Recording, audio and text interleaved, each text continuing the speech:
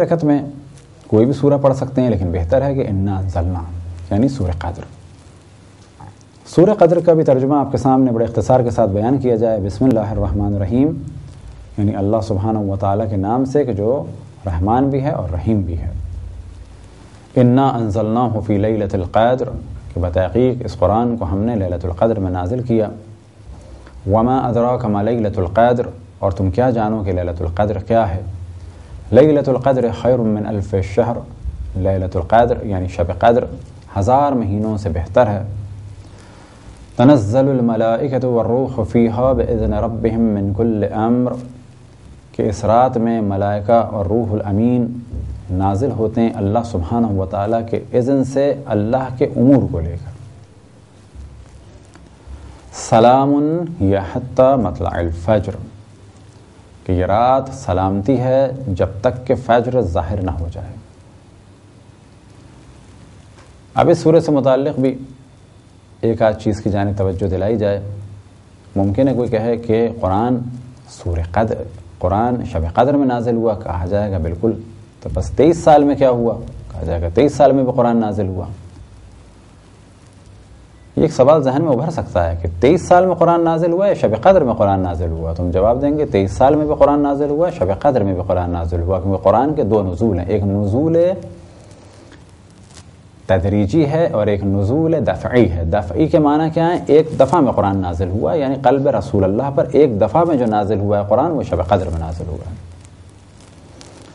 نزول تدریجی، اور اس کے بعد دوبارہ آیت کی صورت میں نازل ہوا اور سوروں کی صورت میں نازل ہوا۔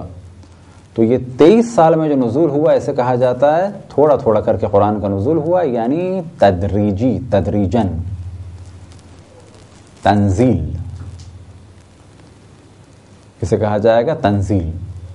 اور جو ایک دفعہ میں قرآن نازل ہوا قلب مطہر رسول اللہ صلی اللہ علیہ وسلم میں، اسے کہا جائے گا انزال، یعنی نزول دفعی، ایک دفعہ میں نزول ہوا۔ شب قدر کے بارے میں توجہ رہے کہ شب قدر آج بھی ہے، اور اصل شب قدر یہ ہے کہ ملائکہ کا اور روح القدس کا نزول ہو، اور یہ نزول کہاں پر ہوگا؟ تو یاد رکھیں یہ نزول ایک انسان کامل پہ ہوگا۔ وَيُنَزَّلُ الْمَلَائِكَةُ بِالرُّوحِ مِنْ أَمْرِهِ عَلَى مَنْ يَشَاءُ مِنْ عِبَادِهِ، سورہ نحل کی آیت نمبر 2۔ اب یہاں پر بات واضح ہو گئی کہ شب قدر میں نزول ہوتا ہے ملائکہ کو روح القدس کا اللہ سبحانہ و تعالیٰ کے امور لے کے۔ اب یہ نزول ہوتا کہاں پہ ہے؟ تو سورہ نحل کی آیت نمبر 2 میں بیان ہوا کہ یہ نزول ہوتا ہے بندگان خدا میں سے اس پر کہ جس پر اللہ چاہے۔ اب تمام مکاتب اسلامی سے پوچھا جائے کہ بھائی آپ کے یہاں کوئی ایسی روایت ہے، کوئی دلیل ہے کہ کسی پر، آپ میں سے کسی پر یا آپ کے کسی بڑے پر ملائکہ کا نزول ہوتا ہو؟ تو جواب ملے گا نفی میں۔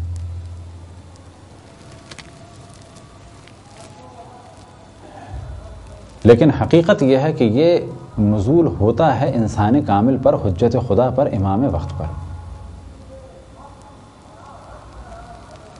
لہذا کسی نے سوال کیا امام جعفر صادق علیہ السلام سے کہ آپ کو معلوم ہے کہ شب قدر کب ہوتی ہے؟ اب یہ بھی واضح رہے کہ شب قدر کو چھپایا گیا ہے، تمام مکاتب اسلامی میں مختلف تاریخیں بیان ہوئی ہیں، اور ایسا نہیں ہے کہ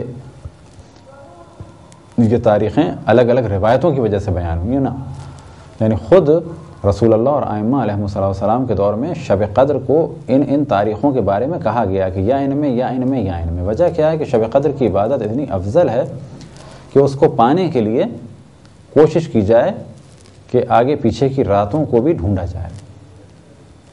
لہذا جو ہمارے مشہور تاریخیں ہیں وہ ہیں 19، 21 اور 23، لیکن آخر کی تمام تاخراتیں بہتر ہے کہ عبادت میں گزارے۔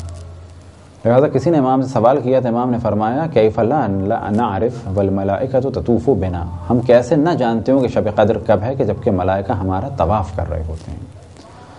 تو اصل شب قدر در حقیقت امور خداوند تبارک و تعالیٰ کا نزول ہے ملائکہ اور روح القدس کے ذریعے سے امام وقت اور حجت خدا پر۔ تو یہ بھی ایک مختصر سی گفتگو تھی سورہ قدر کے ایک خاص موضوع کی جانب۔